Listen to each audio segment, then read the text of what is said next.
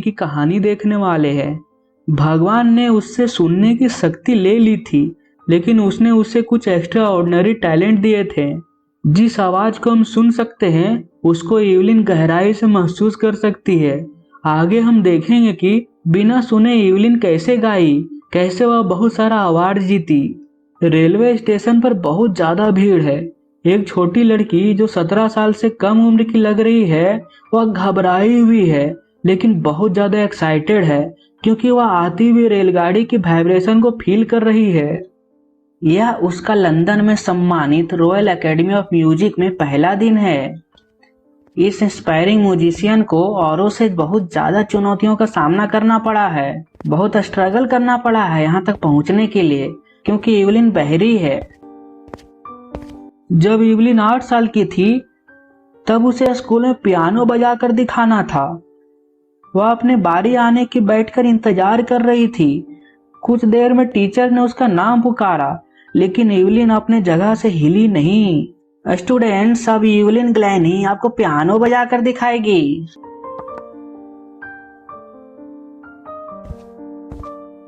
मुझे अचानक एहसास हुआ कि उसे सुनाई नहीं दे रहा है। इवलिन की माँ को भी पता नहीं है कि इवलिन बहरी होते जा रही है। कुछ समय तक इवलिन ने अपने बढ़ते हुए बहरेपन को अपने फ्रेंड्स और टीचर से छिपाने की कोशिश की, परंतु जब वह 11 इयर्स की हुई ना, उसके मार्क्स धीरे धीरे कम आने लगे। तब उसके हेडमास्टर ने उसके माता पिता से कहे, देखिए आप लोग इवलिन के माता पिता हैं, इसलिए आपको कह रहा हूँ कि इवलिन को सुनने में बहुत दिक्कत हो रही है। आप इसे किसी स्पेशलिस्ट के पास ले जाएं और इलाज करवाएं। तीनों चेकअप के लिए डॉक्टर के पास गए। बहुत दिक्कत हो गया है जी, इवलिन के नर्व डैमेज हो गया है। अब यह ठीक नहीं हो सकता। मेरी बात माने तो आप इसे हेयरिंग एड्स लगवा दें। हाँ, वही जो कान में लगा के जो सुनते हैं ना, वही वाला। और इसे ना डीफ स्कूल में एडमिशन करवा दें।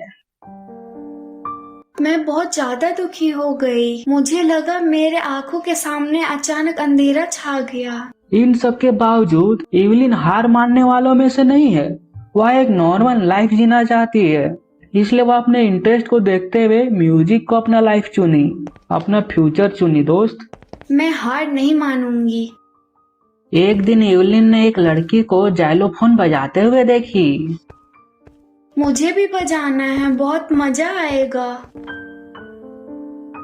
क्या देख रही हो?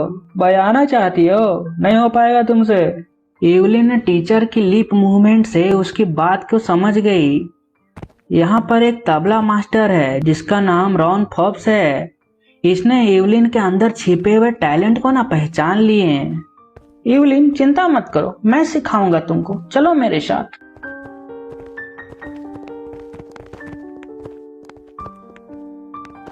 उसने 2 बड़े ढोलों को बजाना शुरू किया। वह कहते हैं, कानों से मत सुनो, इसे किसी दूसरी तरह से सेंस करने का प्रयास करो। अचानक मुझे फील हुआ कि मैं कमर के ऊपर से बड़े ढोल को और कमर के नीचे से छोटे ढोल को फील कर रही हूँ। रॉन फॉब्स ने फिर से बजाया। तुरंत ही इवलिन ने अपने डिफरेंट बॉडी पार्ट से साउंड और वाइब्रेशन को फील करने लग गई। उस दिन के बाद उसने कभी पीछे मुड़कर नहीं देखी। वह एक ऑर्केस्ट्रा दोस्त के साथ यूनाइटेड किंगडम यानी इंग्लैंड चली गई। तब वह 16 साल की थी। वह सोच चुकी थी कि वह म्यूजिक को ही अपना जीवन बनाएगी। इवलिन ने रॉयल एकेडमी ऑफ म्यूजिक में ऑडिशन दी।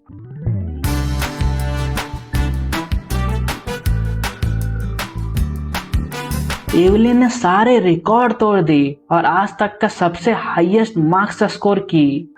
इवलिन ने आज तक का सारा रिकॉर्ड तोड़ते हुए बन गई विनर। तालियां हो जाए इसके लिए। वह धीरे धीरे यह सब छोड़ करके सोलो परफॉर्मेंस करने लग गई। 3 साल के कोर्स करने के बाद आज इवलिन सबसे ज्यादा अवार्ड जीती है।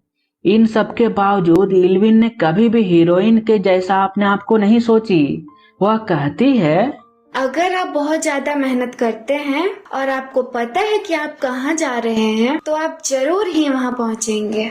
और हाँ, वह टॉप पोजीशन तक पहुंची।